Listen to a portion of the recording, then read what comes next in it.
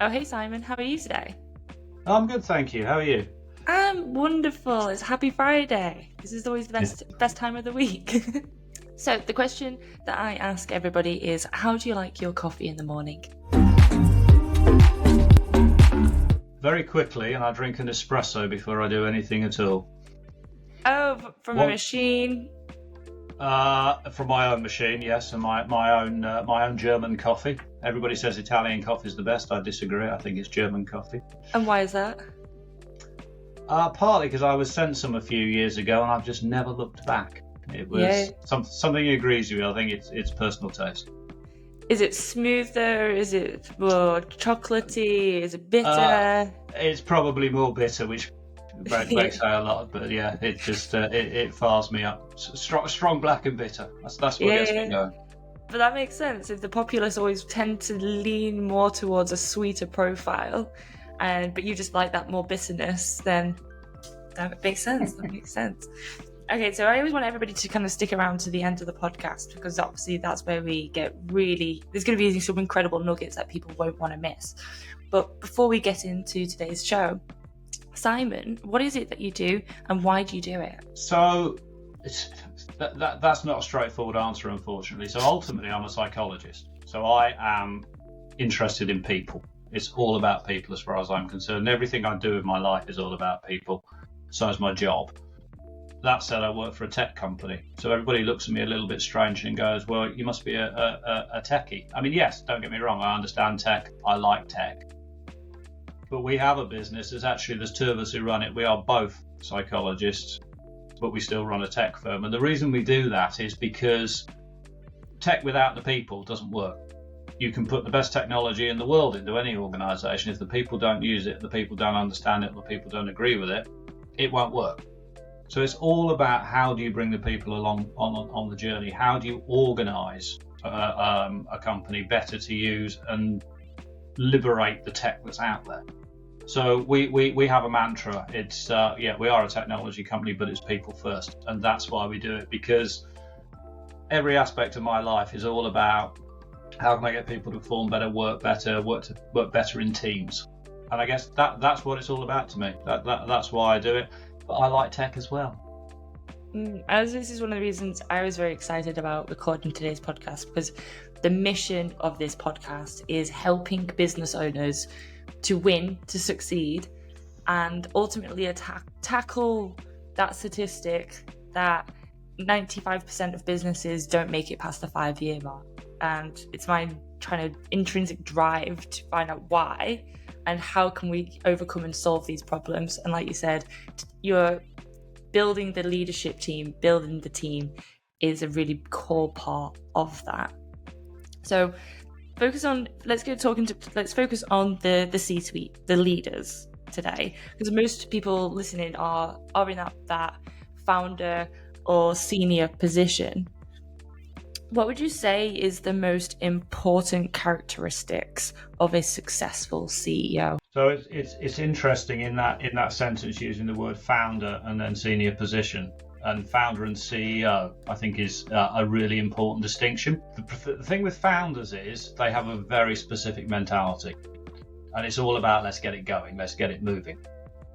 CEOs, the successful CEOs, have a different mentality, which is let's scale up and build what is there. And actually what I often find is, and I think this is why so many of these businesses do fail, is that the founder and the CEO go head to head. They actually clash with each other because there's a different mindset that's in there. And founders also sometimes have trouble letting go. That becomes the challenge, and it's how you find those different roles. What is quite common is to see a founder become a CEO and then the business not scale, because that's not the right mindset.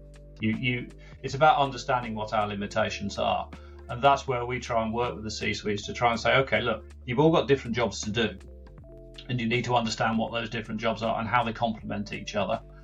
And as soon as status or ego or anything like that gets in the way, that's when it starts to go the wrong way. And so I always say to founders, either just keep the word founder, just constantly use the word founder and accept that, and actually once it's running, go and start another bit of it, or go and start something different. Keep that mindset going. Or if you're fed up with starting it, take on exec chairman and just actually sit back and accept that that's what you are. But as I say, they're not naturally transferable skills, founder to CEO, and I think that becomes the challenge. And it's when you see that in tech businesses, you see CTOs trying to become CEOs or founders trying to become CTO. Yeah, it can get a bit painful. And so what does that, because like you said, if you say you're a founder who is very good at getting things started, but not necessarily then building and scaling, how do you have that difficult conversation with them to do that? Well, I think the easiest way to have any conversation like that, first of all, is to separate the emotion from it, because to walk up to somebody who spent 3 or 4 years founding a business and getting it working and watching their baby be born, if you like, to tell them then they are not the right parent to take that child into teenage years is not a good thing. And it's not an easy thing for them to swallow. So we do this a lot by actually using psychometric profiling. But interestingly, psychometric profiling isn't that accurate, and it's not helpful, because typically it measures either cognitive ability or it measures intellectual ability. And going back to your question earlier, if I took a personality test before I had that espresso and I took one after it, you would see 2 totally different personalities. And by 11 o'clock in the morning, when I finally woken up, you'll see yet another personality. And therefore, how do you measure that? And that's one of the struggles that we've had, is finding something that we can reliably look at and say, no, that is that person. So a few years ago, we discovered something called Kolbe testing, which actually tests something called cognitive capability. It's neither cognitive it's neither behavioural nor intellectual, I suppose, is the way of putting it. What it does is it instinctive or inherently is measuring your reaction to stress. And I don't mean in the sense of how do you react to a stressful situation. That's just one of those innate bits of your personality that never change. Typically, it's formed around the age of 6 or 7 and doesn't change. And I've done this test multiple times. And my specialism when I started out as a psychologist was in psychometric profiling. I think I've broken every test going. I've never been able to manage to break this one. I get the same results every time. But what it does is it gives us a profile of those people. And we've also, over the years, drawn up profiles of what a CEO looks like, what a founder looks like, what a CTO looks like. And we can match them.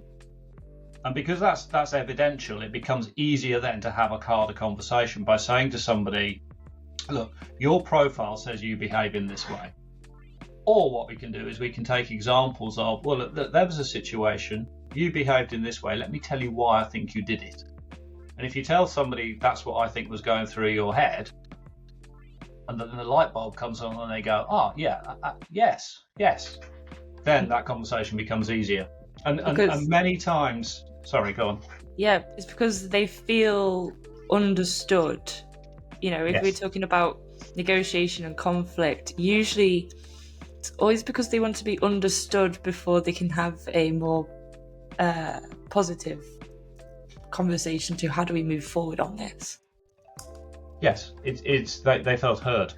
Yeah. Because often what you find is a conversation we had only a couple of weeks ago, a CEO rang us up and said, I'm going to fire my CTO because he's just no good. And we did some work with him, and the CTO was the founder of the organisation. It was a software-driven organisation, and he wasn't a very good CTO.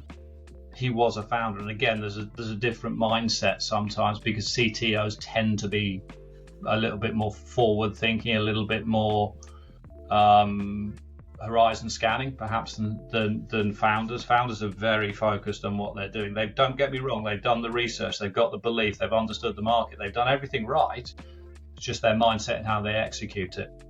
And it's a bit like if you look inside our business. So one of there's 4 measures inside Kolbe, and I know you've done it, so we know the answers to this. But inside Kolbe is how you are as a fact finder, how much you rely on the facts before you make a decision. What you find is CEOs and COOs tend to be higher on the fact finding scale. You've also then got follow through, which is how do you organise yourself? How do you, once something's happened, how do you then take that through? Are you somebody who's quite driven by not process? That's not meant to sound demeaning, but you need that level of process. You need that level of organisation inside an organisation. And then you have what's called quick start, is how you deal with risks and uncertainty. Some people avoid them, some people leap in. And those are the two extremes, I suppose. And then there's the implementer value, which is actually how you handle what's going on around you. How do you share those ideas? How do you manage the space around you, I suppose, for want of a better phrase. And if you look at a fairly typical founder, what you'll find is their fact-finding varies, in all honesty. That is the one that goes up and down quite a lot, because some people, it depends on what market they're in, how much data they need. But what you do find with founders is their follow-through is quite often not brilliant, because that's not what they're used to. They're used to working in short bursts to get something up and going. You'll find their quick starts are really high. They're insanely high. And their implementer quite often is low as well, because they've had the idea, at which point they're bored and they want to move on. Mm. If you can find a CEO that kind of mirrors that a little bit, then you've got the perfect balance. Or a COO. A COO will almost invariably be the reverse of a founder. I was about to say, so what's the mirror? So it's like it's the opposites attract. Okay. Yes, it's exactly that. So for example, if we take the quick start, I'll quite openly share my quick start on here. I'm a 9 out of 10, which basically means I am a just go for it. We'll figure it out. We'll get it out. We'll innovate our way out of this problem. I'm not overly concerned with facts and data in some respects. That sounds terrible, and it's not entirely true, but there's a simple model. Whereas a COO will be not nowhere near that on a quick start. They'll be much more data driven. They'll have much more of an implementer personality to them, and they will have less of a quick start. They need to have some quick start. That's the art, because the problem is understanding founders. Because of the nature of who they are, you may not be like them, but you have to understand them. You have to empathize with them in that sense, and that's what doesn't happen sometimes. So the number of times I've seen a smaller organisation go, oh look, we've got a COO from a big enterprise, it's going to be a real boon to us, and I'm sitting there thinking, no, that's going to be a car crash. Why is that a car crash? Because they don't understand that smaller company mentality when they come in, and they just go, hang on, there's got to be a process to how you've got to that idea, and the founder's going, no, I just woke up I was in the shower this morning and I had a brainwave. So I look at that in our business. We interestingly we had a dinner last week where because we've done so many of these assessments of people, we had what we called a quick start dinner.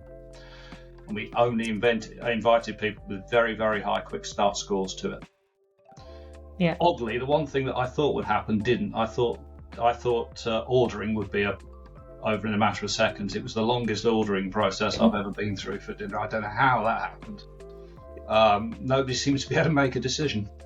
But is that the follow through? So the quick start is that you all got there, and then the follow through of the decision.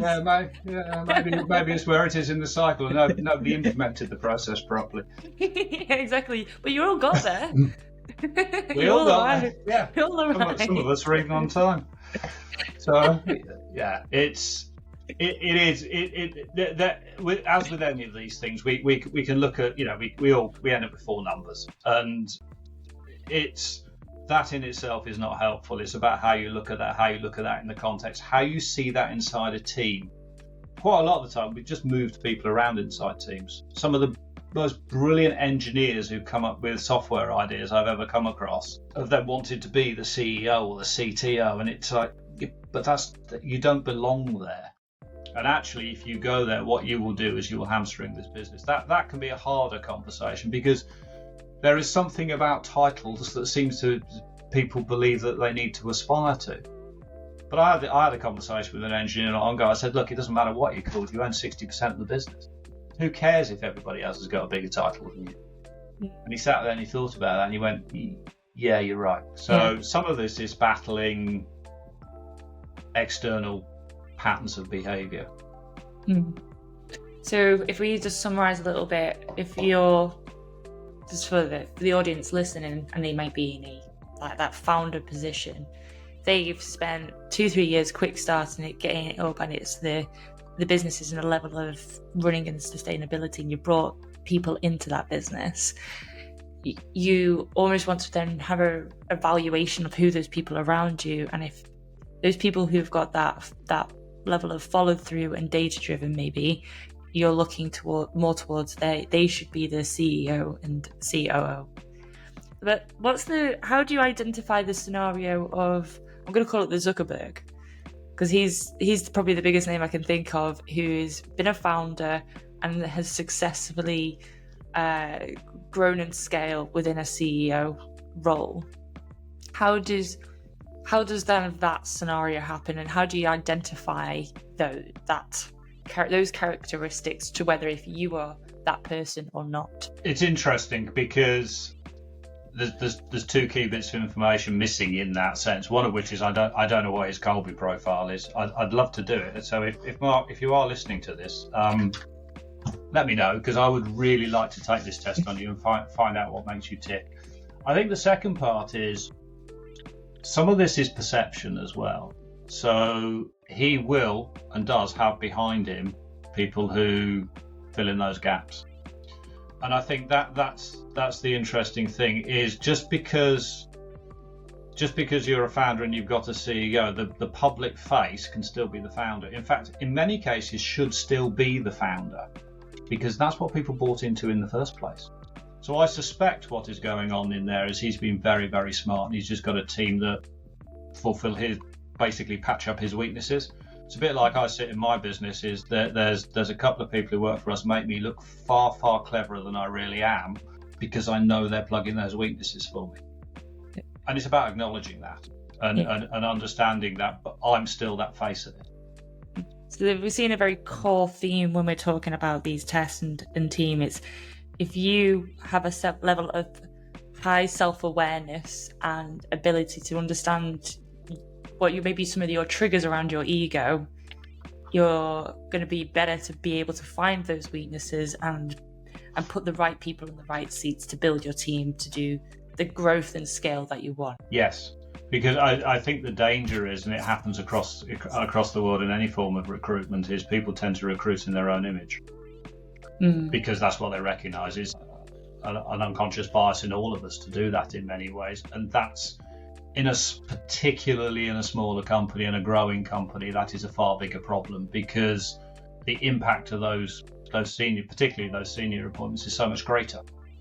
It's exponentially bigger than it is sticking a senior manager into an enterprise company. They can do the damage, and I think I always say to people, it's not that you're wrong, but go and get some advice from somebody else. And this part of the reason we exist is we help companies scale by trying to get those teams right, and we can work all the way down. We'll even try and rebuild engineering teams in some cases, because I've seen some brilliant software products go off the rails because somebody's brought in an engineer who just thinks they know better and thinks they have the right to know better. And you sit there and you go, why did you recruit them? Because they're brilliant at Python. Yes. It's not helpful, is it? Exactly. So it is. I think it's in any sign of recruitment. I get sick to death of reading job descriptions that are 85%. These are the technologies you need, and then they write on the bottom, must be a team player. What does that mean? What does that mean? What does that look like? Yeah, well, that's exactly. What we're going to go into. We're going to, so that people listen really understand, what is the Kolbe test and what it's about. We're going to spend a few minutes just going into it. I'm going to compare your results with my results. So if I we never shared my screen on here before, so this is a first. There we go. Everybody should be able to see my results. I am very happy to be kind of sharing these kind of things. And like you said, when we were talking about before, that you are the quick starter. You were a 9 on there. So my numbers compared to yours are 5392. 5392. So when you obviously we were pre-talking about this, you said we were very complementary in working together. So why are we complementary in working together? So if we've got to look at this from one perspective or another. I'm going to look at this from mine for a moment because I never get the chance to do this. But if I look at it from mine, I am that ultimate lunatic quick start. I am the nightmare to most people in a business because I would just go for it. My implementer skill is very low, so not only will I go for it if it works, I won't be bothered about making it happen. That's somebody else's job in many ways. And if you look at that, that's where I need a really strong COO behind me. Now, if I look at yours, your implementer skill is higher than mine, but that does suggest that you will implement at a level of oversight rather than action. So what would happen here is I would have the madcap idea. You could take your implementer and your follow through is relatively strong, but it's not your primary function. You will take those and you will then put people behind you who will actually then execute on it, organise it and make it happen. But you will make sure they do it. So actually that's what we need. We need a bunch of people to do it. The important part in all of this is the fact finder one though, because when you set those teams up, you will make sure those teams are well briefed. And that it's not a case of, oh, I've got 5 people, there's a project, off you go. That fact finder in there, that whole sourcing the information, sharing the information and making sure they have exactly what they need is perfect. So that would make you almost a perfect program manager because you'd have them project managers to sit there and do that in that sense. It's funny, I am an FCMO, so I'm the person who goes and finds and builds the marketing team and making sure that the marketing team says they're going to do what they're going to do to hit the goals of the CEO. Yes, and it's then the art is finding a good CEO who can do it, not finding someone who looks like a lunatic on their profile like I do, which is very unfair to me because actually I do, my fact finder is quite interesting because there's another set of levels underneath this that talk about how you operate, how you do some of these things. So I will gather facts, then I explain. I'm a storyteller in that sense, and sort of 5, 6, 7. That's where you are. I suspect you're in that storyteller band as well, which is why that works so well in the marketing teams. So the good news is, it does appear that your profile and what you do match, because that's the other challenge. Is when you look at somebody's profile, you understand who they are, then you look at the job they're doing and go, why? It doesn't make sense because you can profile roles as well. Okay, and how does that look then? So if you're going to start profiling the roles, they are different to every organisation because one of the things that you do is you take the culture of the organisation. But interestingly, what we often do is so I would say to you, right, you fill in a Kolbe on the basis of what you think your job looks like. So it's a different version of the test. So you're still doing it, but you're not doing it in the context of just as Charlie. You're doing this as in, Charlie, this is my job. What we'll have done in the background is spent time in the organisation building out what we think that looks like, and it's whether or not that matches that becomes interesting. Okay, so your perception and what the role is can be very different to each other. So that I'm hearing this right correctly and understanding, so I go and do the test and how kind of I think the organisation should be, and you go away and also profile of what it actually is, and then compare the information. Yeah. I mean, ours is still an opinion, obviously, but it's an opinion based on having done this quite a lot. But it is that we tend to do that when we think somebody's in the wrong place because it's a very good way of demonstrating to them, look, this is what this job looks like. So you can do one or two things there. You can either change the job to suit the person, and the reality is there's nothing wrong with doing that, or you just say, well, maybe you shouldn't be in that role, you should be in another role. And quite often you get a sense of relief from people when you get them in the right role as well. It does make a difference. Why do they get that sense of relief? Because nobody wants to do a job they're either not enjoying or they're not appearing to be very good at. And then it becomes stressful. Suddenly they go into their flow state, because obviously here's the task that they need to do, and they go into their flow state, and suddenly they're like, oh, I'm still working hard, I'm still putting the hours in, I'm still, at my computer, but actually this feels so much more easier. It does, and the other thing it does, if you can persuade, and people are normally open to this, we always say, look, let's share these with each other. So we encourage people to share them, and what that helps is it helps people understand how to communicate with people. So one of the things we did in our business is we took on a chief of staff, because my partner and I are both quick starts, which means we can both be nightmares to live with. We operate in different ways underneath that, which is quite good news, but we very deliberately have meetings with people and say, look, the best way to talk to us is like this. As a quick start, don't talk to me on Teams, because if you talk to me on Teams, I'm not watching it. I've moved. No, that's not going to work. If you do it in an email, I'm self-aware enough to realise that I will sit and read those at the end of the day. Therefore, if you want me to do something, communicate with me in a way that will work. Simple stuff like that. With my partner, don't ever send him an email. He'll never read it. So let's break this down, because I think being able to communicate with your other team members and understanding how they like to communicate goes such a long way to making things happen or getting things done in an organisation. So remind me, what was your partner? What's the difference between your partner and yourself? Because you're both high quick starters. I'm more of a follow through. You've got more follow through, so you will have that self-awareness to go and read that email. So with his very, very, let's just denote it as very, very high quick start, why won't he go and read emails or maybe Slack messages?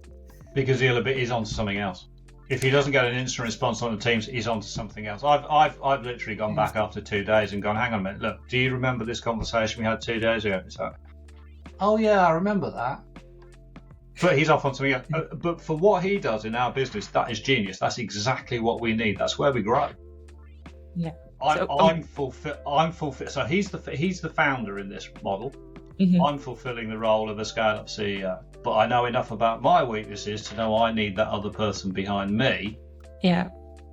And then collectively, that seems to work. Seems to work so far, anyway.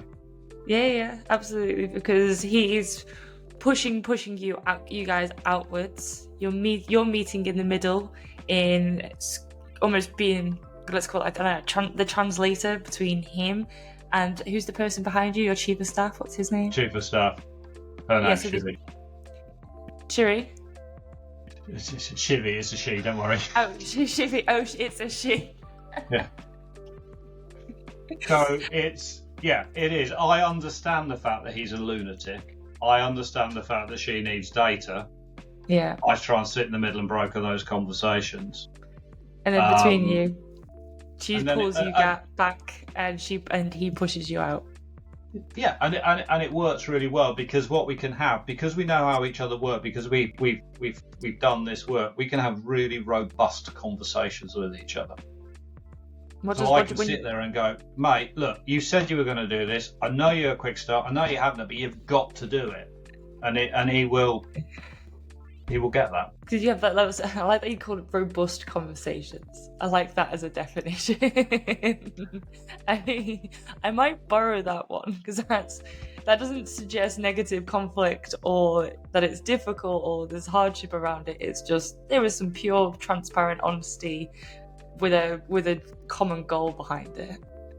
Yeah, it's because we understand each other that we can literally speak as we find. Yeah, they are robust. They're not. Yeah, you're right. They're not negative. We don't rant and rave and swear at each other. No. But I do see in a lot of organisations people who just won't talk to each other. The number of times that we've been coaching in organisations, and I had one not long ago. I had a problem with a CIO and a CFO. One said he hadn't got the budget, the other one said he wasn't doing anything despite having all the money. And eventually I just said, let's go and have a curry. And I just sat down and I sat them opposite each other, sat in the middle, and I said, you two just need to talk. And then I realised they didn't know how to. Yeah. So I ended up translating between them. And eventually we got the conversation going. But people break organisations. Yeah. And they break it quite a lot of the time, not because of what they say, but because of what they don't say. Yeah. Yeah. And then it festers, and then it grows, and then people get angry, and then when they say it, it comes out as a massive emotional outburst. And it's like, that didn't need to happen. Yeah. It's a bit like counselling for businesses. With people, of course, it's going to be counselling. Of course it is. No. I'm trying to think what's a really good example in the home or you can bring the example in the home where it can just be as simple as you didn't repeatedly wipe down the surfaces, or you didn't put the toilet seat down. That's a really very quick 2-second conversation of, hey, can you just be mindful of just putting it down more? When actually, if it's every single day, little bit by little, 1% of not putting that toilet seat down over and over time, you can hear the agitation in my voice increasing, because it grows and it builds, and as you suppress it and bottle it, it also builds in energy. And like you said, that has to come out in some form at some point. And if it comes out in a very emotive, explosive way, then it's not going to be received receptively. It's not going to be received as well, and it's not going to be conducive to what we want it to do. And it's not just that it builds up and is received like that. What happens when it builds up inside you is then the toilet seat doesn't become about the toilet seat. It becomes about the person who hasn't put the toilet seat down. So what you end up doing is ignoring the problem altogether and going for the person. Yeah. And actually, any problem really is, if you can get two people focused on the problem, but they've got to be able to disagree with each other, and that's the other problem, I think, that is, and I think it's getting more prevalent, I have to say, is there seems to be far less room for debate, far less room for challenge, far less room for, again, robust conversation. Partly because I think we're brought up in this social media world, whereas if you disagree with somebody, you suddenly get 100,000 abuses from people you don't know about and don't care about, but it can affect you. Yeah. So we've learned not to do that, and we need to get that back. We need to be, certainly when we're trying to build a business, you need to be able to have those. The other thing we do is we just take people out of the space, hence going for a curry with the other two. If I sat them in the office, first thing would have been, whose office are we going to sit in? Like, well, neither, and I'm not taking this in the boardroom, so it's like, no, we're going to go out for a curry. I wanted to make it social. I just wanted to make it an external safe space. Yeah, absolutely. You're negotiating between two parties, or let's say two football, soccer matches. You don't want to be going to the home ground when one team has an advantage. You want to put them into the neutral territory, the neutral zone, so that there is no perceived disadvantage between the two parties. Now, if I do have a really kind of good example of actually my own business. So we are a family business. So my dad is very, very much operates as the founder. He's incredibly good at quick starting the information, but he has a level of self-awareness that he can push through with the follow through, but does get bored easily. And as we've gone through my Kolbe test, I've got enough follow through to be the CEO, but we do need to stick a COO behind me to really, really put things into action. And shockingly, that is actually our setup. We have my dad as the founder, who has very graciously recognised he is the founder and holds that title. And I am the CEO of the business, and then we have the CEO. We do an exercise, a Venn diagram exercise, in order to structure our conversations, because we both have a high percentage of standing up for what we believe in. And if you have two people who are very passionate about standing up for what they believe in an idea of how things should run, it can be quite an emotive conversation. And it comes out in other very positive ways, because we do things to help others in one respect. But it's not very good if we both standing up for our idea and go, this should be the best idea, this is how we should go about it. So we did. It was a Venn diagram of who has that accountability and responsibility in which areas of the business, and who has a responsibility and accountability in other areas of the business. So typically, if it's more admin, finance, documentation based, that is him. If it's more creative, brand, storytelling, vision for the business, that is me. And it's almost, that gives us our territories of where we could be defending. Make sense? No, it makes perfect sense, and I think defining territories is the brilliant. I'm going to steal that one off you now. Yeah, you're very welcome. That's a brilliant way of doing it, because again, that's where it can become unclear. Yeah. And it's once you've had that hard conversation to start with. So that when I joined this business, the founder was there. We had a terrible time to start with. It was because he felt like I was impinging. And it was like, no, mate, this is not your problem anymore. You go off and do that stuff you keep telling me you want to do. I will make this happen, but you have to learn to trust me. Mm-hmm. And you have to win the trust, obviously. But now, yes, I wouldn't say we are both a little bit territorial, and I like that notion, because I think it's important to understand where the boundaries are. Yeah, absolutely. The reason why it's a Venn diagram, because there is things that are crossed in the middle, where you have to make decisions together because they are neither theirs or this area, and then that's where you then got to bring in that level of self-awareness of what's the compromise? What's the compromise? I don't tend to like to use the word compromise, because I like to think of it as like, well, it's a more of a problem-solving mindset of like, well, we know this is the vision, this is what we want to achieve, this is the tools that we've got, and this is our strengths and weaknesses. How do we get to A to B?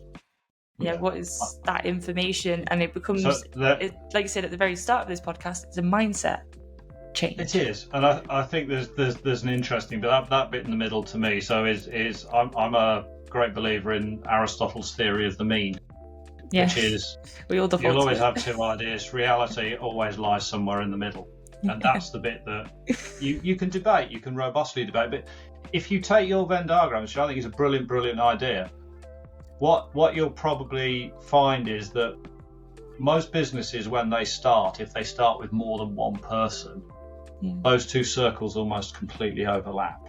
Yeah. And everything is sitting in the middle. And it's as the business grows and becomes more successful, that's as the circles need to separate. People need to find their own territories, their own responsibilities, and the bit that lies in the middle becomes essentially smaller and smaller, because they will build those teams around it. I think it's a brilliant, I like that as a graphic. I'm going to have to go away and try and draw that somewhere. It's a really good graphic representation of how a successful business will grow. Yeah. It's about getting the right people in the right circles then. Yeah, absolutely. And once you've got that visual aid and you can see it and lay it out, like you said, it's a really easy way of communicating that doesn't involve the person, where it could trigger the kind of the ego. Now, I want to kind of make sure that we finish on this one area. So we've obviously been talking about how we're getting the right people in the right seats and what are the discussions to get there. But let's say everybody's in the right seat and everybody kind of is working together to drive innovation. What would you say is your one trick to helping trigger and aid innovation within a group? So we have a philosophy. So what one of the biggest problems is you can't go to somebody and go, you've got to be innovative. Innovations, it will come from anywhere inside an organisation. So one of the arts is trying to make sure everybody everywhere has a voice at some point. So we've done this, and we do this inside our business. We created a little one-page document that says, if you've got an idea, just fill it in here. Do you know what? It doesn't matter if you can't fill a box in. We don't care. Fill in what you can. Tell us what the idea is. Tell us why you think it's a good idea. Put it in there. The guarantee is that idea will get discussed twice. And that's the important thing. It will always get discussed twice. The first time will be, right, let's talk about your idea in the way anybody would expect you to. There is a certain inevitability that a lot of those ideas after the first conversation aren't looking quite so good anymore. If you kick it into the long grass at that point, you never give the person the opportunity to go back and rethink it, regroup their logic, reinterpret what they were saying and come back. So we always say you've got to come back twice. And that becomes important. But it is literally this: anybody can speak, and anybody can speak. We haven't got a policy, we haven't got a process. There is just a mailbox, and you can chuck the idea in. You can either put your name on it or not. The trouble is, if you don't put your name on it, we won't know who to get to talk to us about it. But it will still, everything will get accepted. That's the important thing. Everything will be accepted. We do encourage people to think in terms of, why are you doing this? What's the value to doing this? What we're not interested in is data. I think that's one of the things that constricts innovation too much. The number of times I've heard, well, have you got data to support that? No, I haven't got data to support that. Yeah, it's a bit like Henry Ford. Have you asked the customers? Henry Ford said, if I asked my customers, all they'd want a faster horse. It's the less data, the less customer interaction, the less stuff there is behind it. Actually, a lot of the time, the better the idea is. And it's about having the courage to look at that sometimes. So it's about just changing those thought processes and publicly putting them out there. And not condemning anybody. I've got a really good example, actually, is the Innocence, the smoothie company. Their biggest campaign that kind of people know Innocence for over the last, must be like easily 5, 6, 7 years now, is the little knitted hats on top of the bottles. That is their biggest campaign. And the reason why this is such a great example of innovation was that idea came from an intern. So they don't have experience, they don't have the data, the knowledge to back up. Like, how does putting knitted little hats on top of a juice bottle, how is that going to create brand awareness? How is that going to create brand value? How is that actually going to help build and grow the company? And in absolute fair play to Innocence, they ran with it. They took that idea, they explored it, and they've driven it, and I think they've as a result, they've raised hundreds of thousands of pounds for charities as part of the CSR program that goes alongside it. And there is no data to back up if that was going to work or not. I don't know anybody who's done that previously as a campaign strategy idea.